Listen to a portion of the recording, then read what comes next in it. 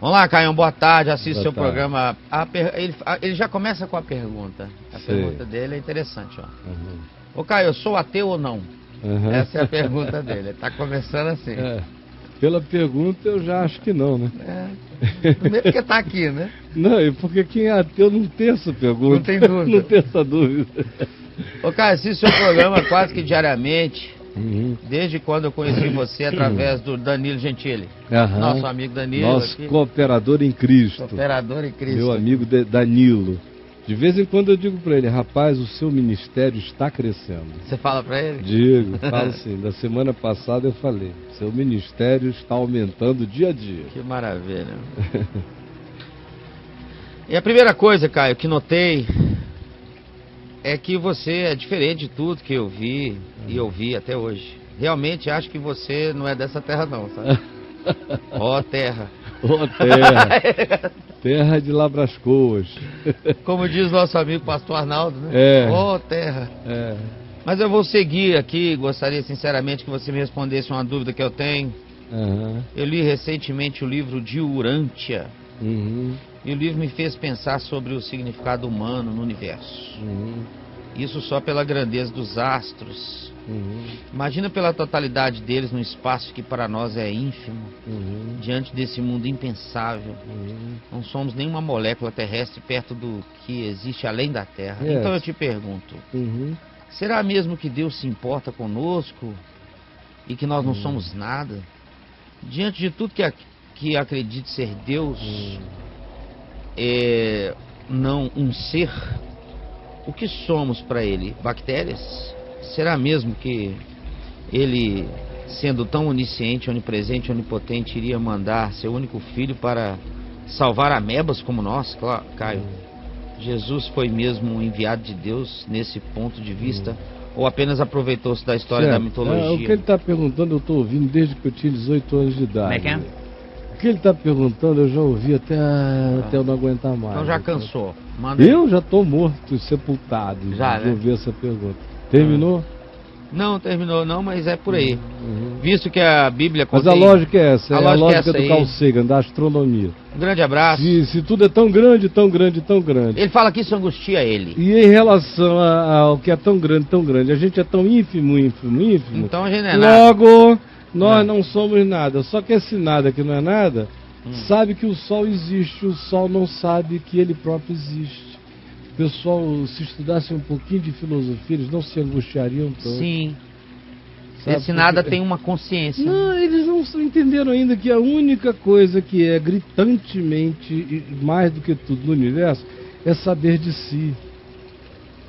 Saber de si. Então, Andrômeda sabe de si. Está tendo uma crise de angústia. Sim. Está dizendo, está invocando o que, Andrômeda? E Júpiter, o que é que ele faz? Ele peida gases. Peida gases. Sabe que peida? Não sabe. Júpiter não sabe que peida.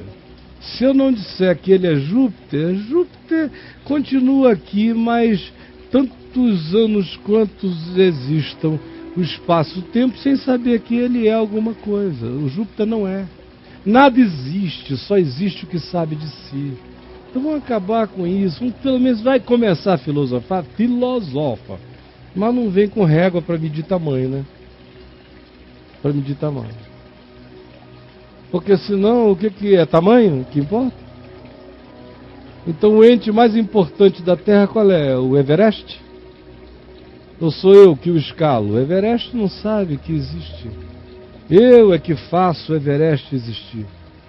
Sem mim, o Everest não existe. Como sem mim, o universo não existe. Quando eu digo sem mim, o universo não existe, é sem o olhar que diz tu para algo. O algo que não saiba de si não existirá. Não existe. De modo que qualquer massa existente equivale a nada. Se a massa existente não souber de si como massa. O que é que difere o nada, em cujo vácuo não se encontrem praticamente detecções de nenhuma partícula, nem de natureza subatômica, nem bósons e Higgs, Isso é menos do que a maior massa universal? Só porque a massa eu a designo como massa e essa outra coisa eu a designo como nada? Não. Uma e outra não são nada. Exceto para mim, que digo, tu tens massa e tu não tens. Mas elas em si, a maior massa é tão nada quanto o maior nada é tão coisa nenhuma. Porque não sabem de si. Então o que se mede no universo não são tamanhos, são consciências. O centro do universo não está no maior e mais poderoso buraco negro, nem força de atratividade gravitacional que reduza tudo a coisa nenhuma, porque se eu cair dentro desse buraco negro, o meu corpo vai ser reduzido a nada, mas o meu espírito não vai nem saber que eu entrei nele. A minha consciência transcende ao buraco negro. Então, querido, o que me dói é ver que o pessoal é tão Carl Sagan. Eu vi aquele ateísmo do Carl Sagan como uma coisa tão primária. Como eu vejo esse pessoal que fica aí caçando extraterrestre,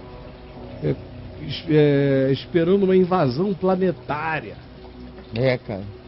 Sabe? De onde serão esses caras? Estão vindo de onde? De Vega? De não sei o quê? Ai, me cansa.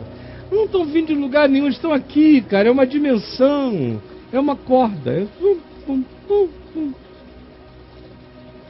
Ai, povo não entendeu, mesmo os que pensam melhor, que o que existe no universo é a consciência. Fora do que seja consciência, tudo que existe no universo é como se não existisse. Porque não haverá consciência para dizer és ou não és.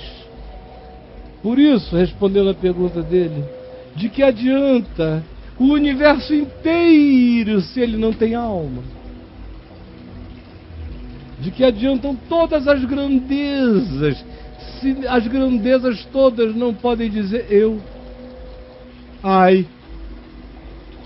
Então qualquer bosta no planeta que diga, ó, Deus é maior do que o universo inteiro. Agora, se você for um cara das medidas e dos tamanhos, fique com as grandezas e perca a essência indescritível do significado extraordinário de ser um ente que diz eu, que tem consciência de si. Aonde quer que a consciência de si seja mais profunda, mais o centro do universo está neste lugar. Por isso, o centro do universo é o Espírito de Deus que permeia todas as coisas e não está em lugar nenhum. Porque Deus não é um lugar, Deus não é um tamanho, Deus é. Deus é. Olha, se ele está com conflito em relação a Deus, comparando as grandezas universais com o tamanho diminuto do homem, ele tem que ter uma crise muito maior com isto. É de que Deus não tem grandeza nenhuma para mostrar nem para comparar em relação a ele mesmo. Porque o Deus é, mas não existe. Então essas coisas todas existem, mas não tem um ser. O ser que criou todas as coisas, as criou. Mas ele mesmo não existe. Ele é. Porque ele não tem uma grandeza. Ele não tem um lugar-corpo. Ele não tem uma referência de proporção a comparar. A quem comparareis a Deus? Nada. Deus é incomparável não por causa de tamanho. Ele é incomparável porque ele não tem tamanho. Ele é. E tudo existe nele e ele não é as coisas que nele existem. Ah, amigo, por favor, não vire ateu de uma não reflexão tão básica, por favor. Não há razão para ser ateu com base em nenhuma reflexão. Como também não há razão para crer em Deus baseado em muitas reflexões. A fé em Deus é um caminho muito mais de experiência do coração do que de vanglória da mente e do pensamento. Porque não há nenhum gênio que, pela genialidade, chegue a Deus. Porque a minha genialidade é do tamanho comparativo da minha pequenez em relação a essas massas cósmicas grandiosas. Por isso lemos hoje aqui, Deus falando, meus pensamentos não são como os vossos, nem os vossos como os meus. Meu Deus, mas eu sou, por menor que seja, eu valho mais do que tudo isto. É presunção humana? Não é só de humanos, é de qualquer ente ou criatura que possa dizer eu no universo. Não importa o tamanho. O significado do universo não é medido pelo tamanho dos entes, mas pelo significado essencial deles. De modo que a coisa, até do ponto de vista material, mais significativa do universo é uma singularidade material que a ciência procura designar. Até hoje chegou perto do bóson de Higgs, para mostrar que todas as grandezas nasceram do menos que ameba, do menos que designável pelas coisas pequenas que ele aqui designou. Então é só questão até de lógica básica, essa pergunta não nasce. Pode nascer outra, mas essa não.